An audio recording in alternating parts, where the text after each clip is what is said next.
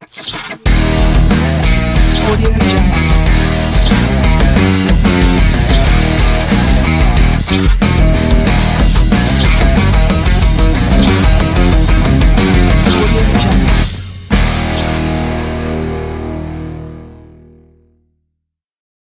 Assalamualaikum warahmatullahi wabarakatuh. Waalaikumsalam. Kami dari pengurus ranting Desa Tembongwah setelah mengikuti konferensi anak cabang di Kecamatan Barapulang, sebagai tindak lanjut kami akan berwawancara langsung kepada pembina Ansor Kecamatan Barapulang, yaitu sahabat Adi Suswoyo, selaku pembina yang kebetulan beliau menjabat di tahun 2015-2018, dan tentunya dari hasil konferensi tersebut kami ingin mewawancarai lebih lanjut tentang beberapa hal terkait dengan kondisi, karena beliau adalah selaku peninjau di konferensi tersebut, sekaligus nanti mungkin harapan-harapan ke depan setelah terpilihnya pengurus anak cabang atau ketua pengurus anak cabang Kecamatan Barapulang. Dan langsung saja kami akan mewawancarai langsung pada beliau. Oke, Mas atau sahabat Ratu dan juga teman-teman dari Ansor Tembongwah.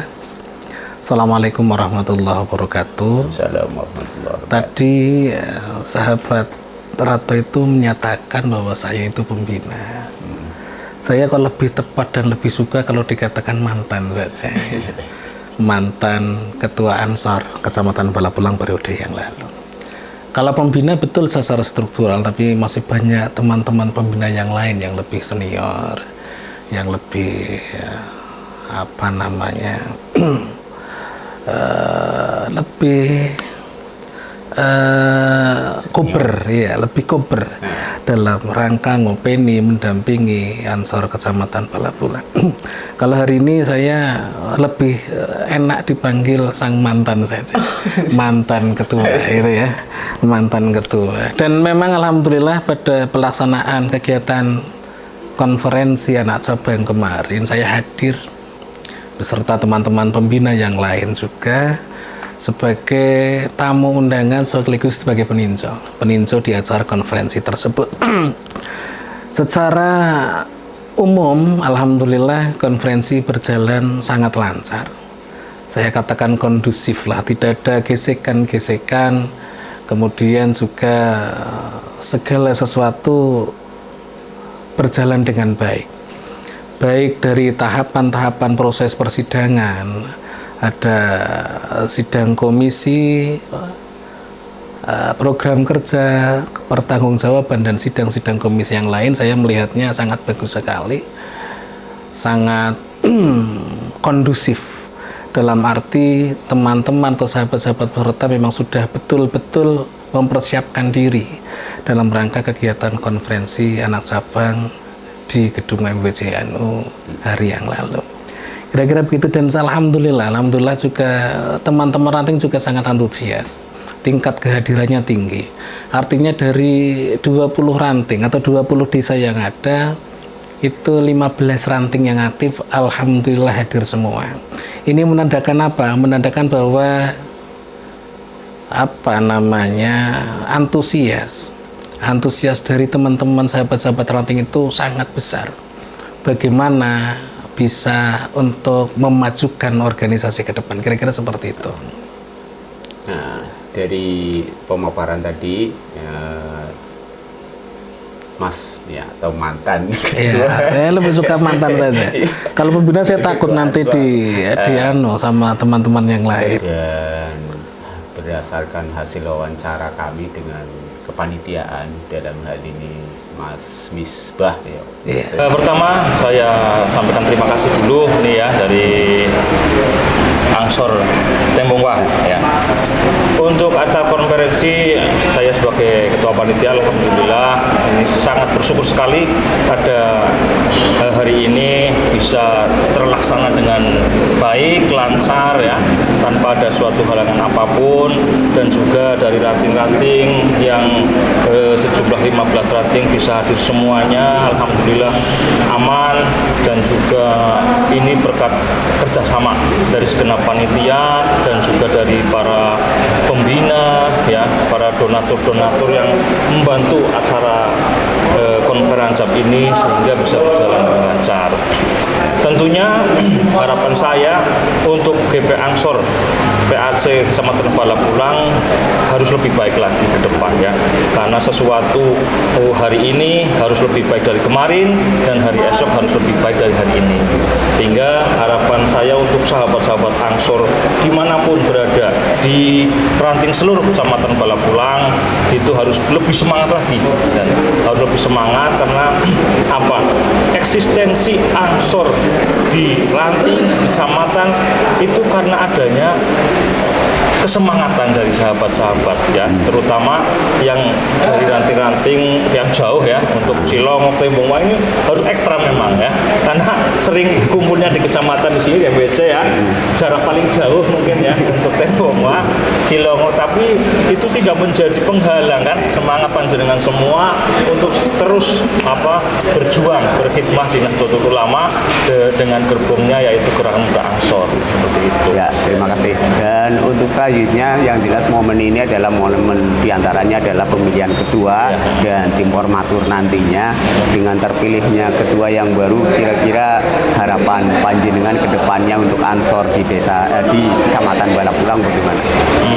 Untuk terpilih yaitu beliau Gus Khotibul Umam, ya, dari Danawari, harapan saya tentu beliau untuk bisa lebih lebih merangkul kepada pengurus-pengurus harian, ya, kepada lembaga-lembaga yang nantinya sudah dibentuk untuk bisa lebih semangat bersatu, karena di PAC memang perlu sering turba-turba atau sering kumpul-kumpul lah pengurus-pengurus harian terutama, kemudian soal-soal ke pembina-pembina juga ini harus sebagai pelajaran untuk program kerjanya, untuk program Ansor ke depan bagaimana, ditanyakan kepada pembina-pembina yang sudah berpengalaman. Dan juga kepada MBC, para kiai, kan, kita mau itu hasanah, minta nasihat bagaimana menjalankan organisasi ini dengan baik. Harapan tentunya, harapan besar dari panitia juga pembina mungkin agak sama, ya, artinya di sini kami pun dari kepengurusan ranting terutama kepengen tahu sejauh mana harapan panjenengan, saya terutama setelah terpilihnya, ya, Gus Umam atau Gus Khotibul Umam dari Danawari terpilih menjadi pengurus anak cabang di Kecamatan Balapulang. Kita harus pahami dulu, ya, kita harus pahami dulu sebenarnya tujuan konferensi itu apa, kan gitu, ya. Kita harus sama-sama tahu tujuan konferensi salah satu adalah menilai pertanggungjawaban, kan kita menilai pertanggungjawaban pimpinan anak cabang periode yang lalu, ya, gitu. Kemudian yang kedua itu menetapkan program kerja, ya, menetapkan program kerja tentang apa yang akan dilakukan Ansor terpilih nanti ke depan. Kemudian yang ketiga adalah menetapkan ketua pimpinan anak cabang periode 2022-2024, ya, gitu, ya. Itu yang perlu kita pahami. Jadi kalau ditanya harapan tentang terpilihnya Gus Khotibul Umam, Gus Umam, itu harapannya saya hanya kepingin lah bahwa Ansor lebih ke depan itu lebih maju lagi, kan, kita bukan kemarin tidak maju, bukan, tapi ini lebih maju lagi, lebih baik lagi, lebih terarah lagi programnya juga, bahwa hari ini kita dihadapkan banyak sekali, ya, persoalan-persoalan yang berkembang di masyarakat, kan, ya, gitu, berkembang di masyarakat yang itu butuh jawaban. Dan ketika Ansor tampil sebagai pemberi jawaban, maka di situ akan ada ada kekuatannya, ya, bahasanya ada kekuatannya, bahasanya ada pamornya, kan, gitu. Jadi kira-kira harapannya seperti itu tuh satu. Kemudian secara organisasi bahwa banyak sekali di sana, luar sana ya, luar sana. Kita sendiri sering baca berita-berita kan, kita berita-berita yang kadang-kadang ada teman sebelah yang menilai Ansor itu kan, itu kita pahami lah itu, dan itu kita buktikan di kepemimpinan sekarang bahwa kita itu tidak seperti apa yang mereka kira kan gitu. Jadi sama-sama lah, ayo kita bareng-bareng untuk memperjuangkan, untuk membuat Ansor ini menjadi besar. Itu harapan saya seperti itu. Terus ini kaitan dengan terpilihnya Gus Khotibul Imam, ini salah satunya adalah terpilih secara aklamasi. Yeah. Apakah itu memang sesuai dengan aturan dasar dari Gerakan Pemuda Ansor itu, tidak menyalahi karena memang tidak ada persaingan? Atau sama sekali tidak menyalahi. Ya, sama sekali tidak menyalahi. Karena di dalam ADART sendiri atau di dalam tata tertib itu di situ diterangkan bahwa proses pemilihan ketua itu berdasarkan musyawarah untuk mufakat. Kalau kan gitu bahasanya, kalau kemudian itu tidak terpenuhi, maka pemilihan bisa dilakukan dengan cara voting atau one man one vote, satu orang satu inci kan gitu. Jadi sama sekali tidak menyalahi aturan. Kebetulan lagi Gus Umam itu salah satu dan satu-satunya kader yang kemudian diusung oleh banyak ranting, termasuk saya katakan tidak ada calon lain lah, tidak ada calon lain. Maka secara logikanya lah, mau disandingkan dengan siapa kan gitu. Maka ketika pimpinan sidang kemarin mengatakan bahwa ini atas dasar musyawarah, ini atas dasar persetujuan dari semuanya, nah itu kan memang salah satunya adalah merujuk pada bahwa pemilihan ketua itu berdasarkan atas musyawarah untuk mufakat. Itu sah-sah saja, boleh itu. Menurut saya itu boleh kayak gitu. Jadi tidak menyalahi aturan gitu. Terus Mas Adi, ini terkait dengan mungkin selaku pembina, ya lebih tegasnya nanti tadi bilangnya mantan, namun kami tetap memanggil bahwa panjenengan itu pembina dan selaku orang tua di Gerakan Pemuda Ansor.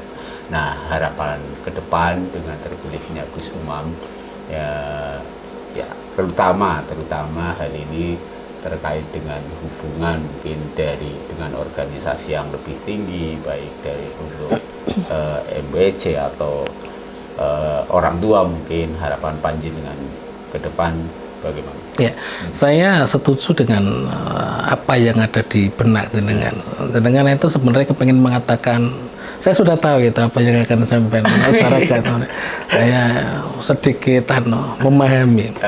Jadi harapan saya ke depan ya, berkali-kali dimanapun saya selalu sampaikan, membangun yang namanya komunikasi, membangun komunikasi dengan siapapun, baik ke atas maupun ke bawah. Ini menjadi penting. Kenapa?